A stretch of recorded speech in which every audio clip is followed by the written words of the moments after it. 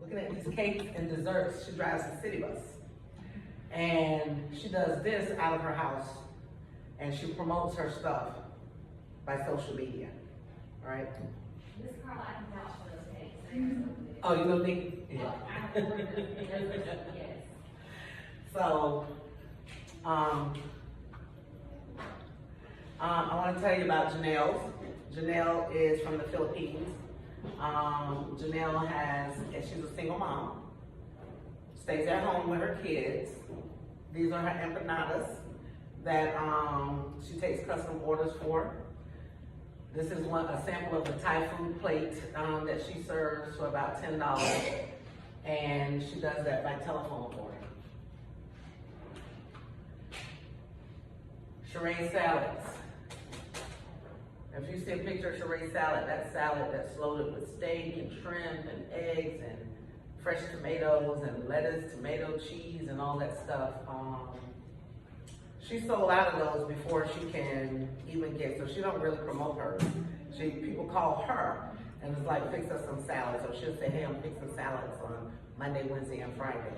Sheree stays at home, and I believe she has some medical challenges, but this is the way she supplements her once a month income that she receives by doing these. And it's very successful because I can hardly get it. She's usually booked a couple of weeks ahead of time.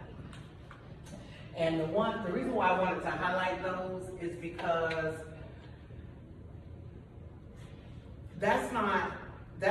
each one of these women that I talk to would love to have their own business, more than the business that they have. So they're already business owners, right? The problem is, a lot of times with small entrepreneurs, people, the overhead is so high for starting a business till they result to social media. Now, thankfully, you know, as we all know, there's some rules and regulations that the government has about where and how you sell food and how it's being regulated. That being said, these people have to go through different channels, sometimes use incubator kitchens so that they're able to promote their business, because I mean, I wouldn't promote it if I didn't have all my stuff in order. So they use incubator kitchens, shared kitchens, that type of thing. Now let's talk about East Gainesville and what the restaurant business and food related businesses look like in East Gainesville. In our community, in the Greater Duval community, there is one seafood restaurant. It's owned by, I believe, a family from Pakistan, not anyone local. And they sell cold seafood that they heat up for you. And they make a lot of business, probably about $8,000 to $10,000 easily within a week. The opportunities that they have in East Gainesville for these small businesses are few. There are no grocery stores in East Gainesville, not in our community. There's an old empty building that has a lot of hope and a lot of possibility for food-related business, but it's going to require partnership to open. Nobody has been able to figure out how to bring that together and make use of that space so that we can actually put food in the community. A couple of things that we do interim until we can figure out is community gardens. We try and grow our own food and have food present, but we need something bigger and something more sustainable that can not just address the food insecurities and food access issues that's in our community, but also spur food-related entrepreneurship. And so when I'm done, my husband is going to talk about some of the ideas we have with that. We are looking to give small businesses an opportunity to launch their business and be a support for them while they save so that they can start their own business.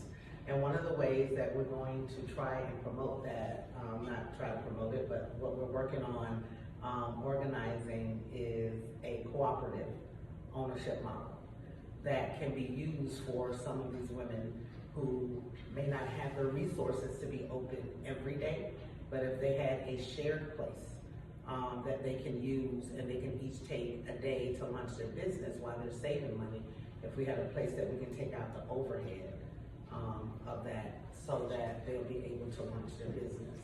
And not just to be a support while they're doing whatever with their money, but they use it as education and let them take the entrepreneurship classes and learn what it takes to set up a business, learn how to save and budget.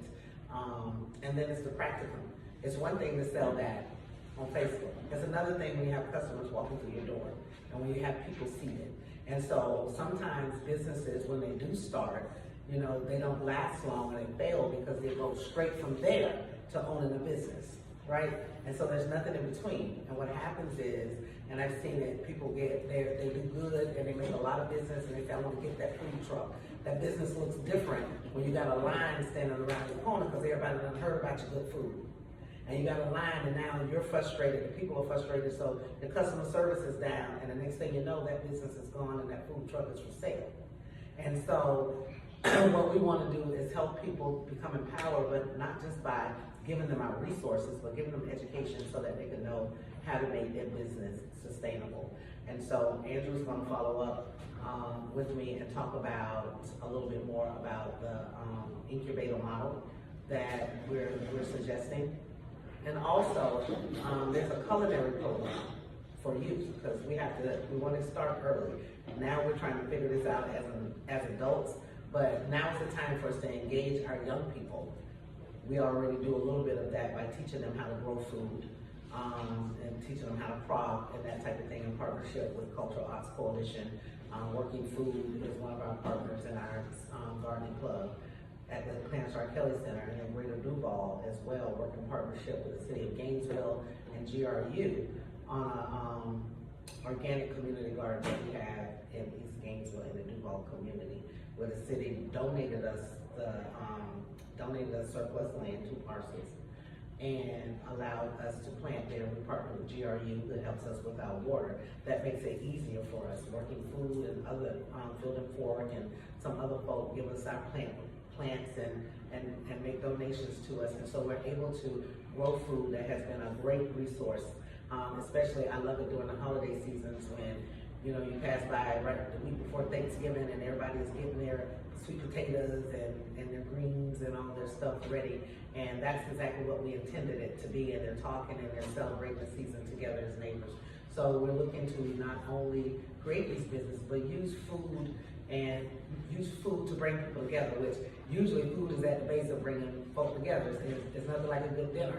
You know what I'm saying? It's sitting around a dinner and a lot of good things come out of us coming together over food. And so we wanted to teach people. So while we're trying to figure out how to change the policy and develop food commissions and rules and regulations and that type of stuff for our city and county, then we can also start right now by doing some things and teaching our residents how to supplement their own groceries or whatever their funds with grocery with community events. And as Habitat, and I'm gonna say this, I'm gonna turn it over to Andrew, Habitat last year started working on a program called Edible Landscaping. And what Habitat for Humanity is considering doing for our new bills is giving our residents the option, instead of planting those plants outside, do you want us to plant some collards? Or instead of, when we have to plant these trees, do you want an orange tree, lemon tree, or something that could be sustainable, and then teach them how to take care of that edible landscaping. If you don't know, we had a huge thing in the state of Florida where we couldn't do front yard gardens, and couldn't do that, where they passed policy and legislation to allow us to address food insecurities at our home. And Habitat wants to build on that as far as food-related growth is concerned. And anybody that's connected to any type of food-related agencies, I have my business cards. This can't be done just by us, and so we're always seeking partnership, especially for the edible landscaping. It is one that Anna Prizzia and I kind of worked through for a grant, and we got that together. We didn't get that grant, but we're going to strengthen that proposal so that we can start to bring the food issue, address it a little closer to home and make it sustainable. Andrew?